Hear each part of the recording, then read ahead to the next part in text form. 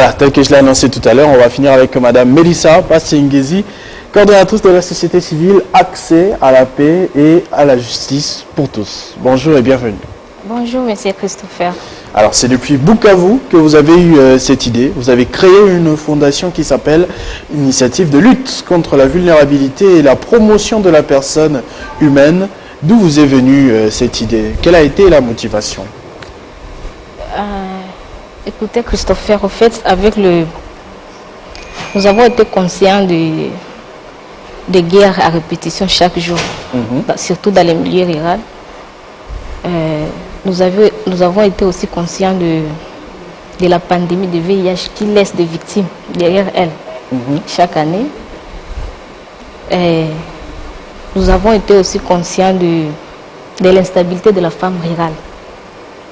De là-bas, ça se passe, on sent que vous êtes confronté à beaucoup de difficultés là-bas et votre fondation s'avère comme une alternative pour tenter de faire quand même une action pour pouvoir s'en sortir.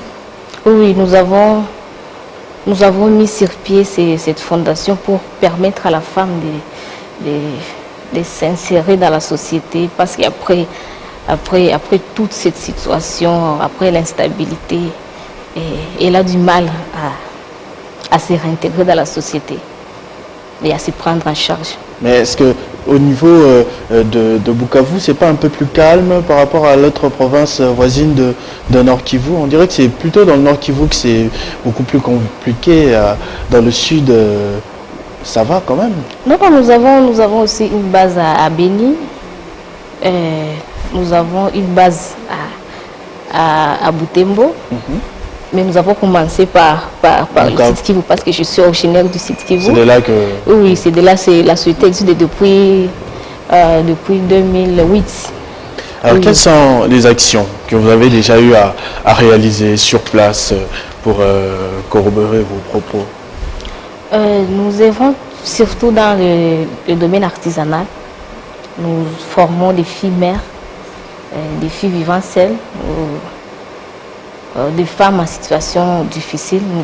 Nous les formons dans les coupes coutières, dans l'entrepreneuriat et dans beaucoup de choses, des activités qui peuvent régénérer le revenu après.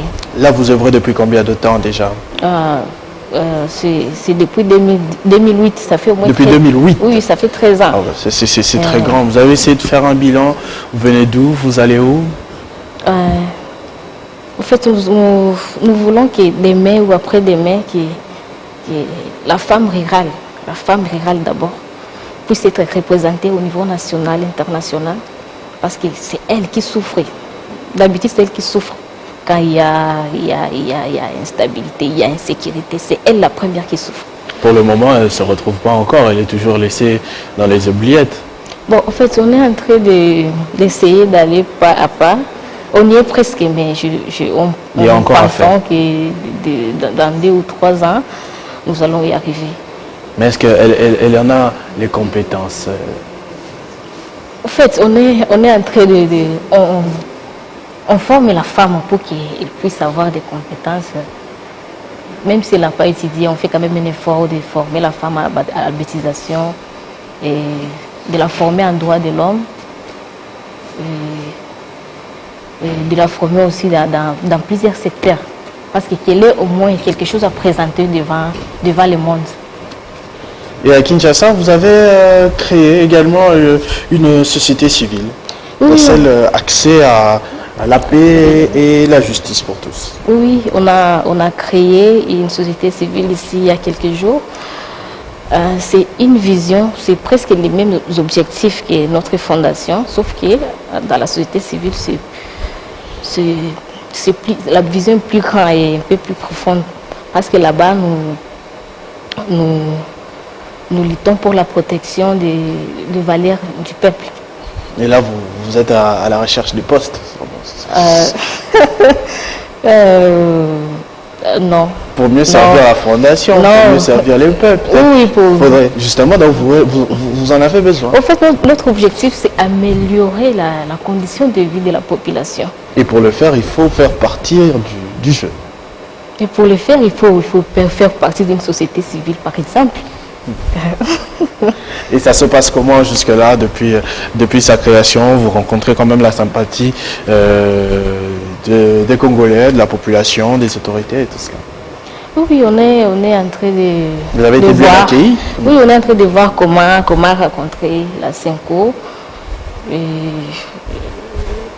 comment aussi rencontrer certains partis politiques pour les rappeler ce qu'ils ont dit, ce qu'ils ont promis avant les élections, et afin d'améliorer la condition de vie du peuple. Et vous avez également parlé des filles mères tout à l'heure. Est-ce qu'au niveau de la société civile, vous gérez aussi cette affaire des veuves, des dames sans enfants et tout ça? Ou que ce soit au niveau de votre fondation, à Bukavu, à Beni et tout cela? Oui, nous gérons. Vous menez des actions pour ça. Il y a des profits, nous a-t-on enseigné?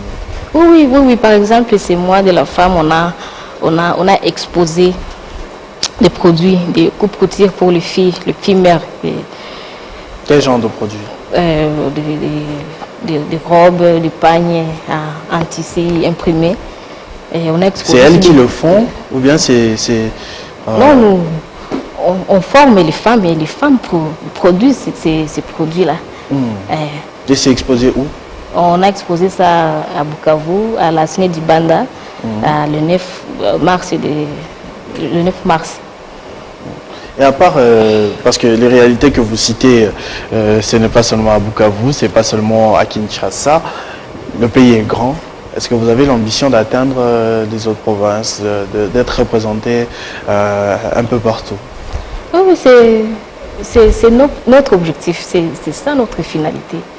Nous voulons être représentés partout. Par exemple, on est en train de voir comment fonder la base en Équateur et au Congo central. Donc, les démarches sont encore en route. Il manque souvent de moyens, mais on se bat avec le pays qu'on produit pour qu'on y arrive.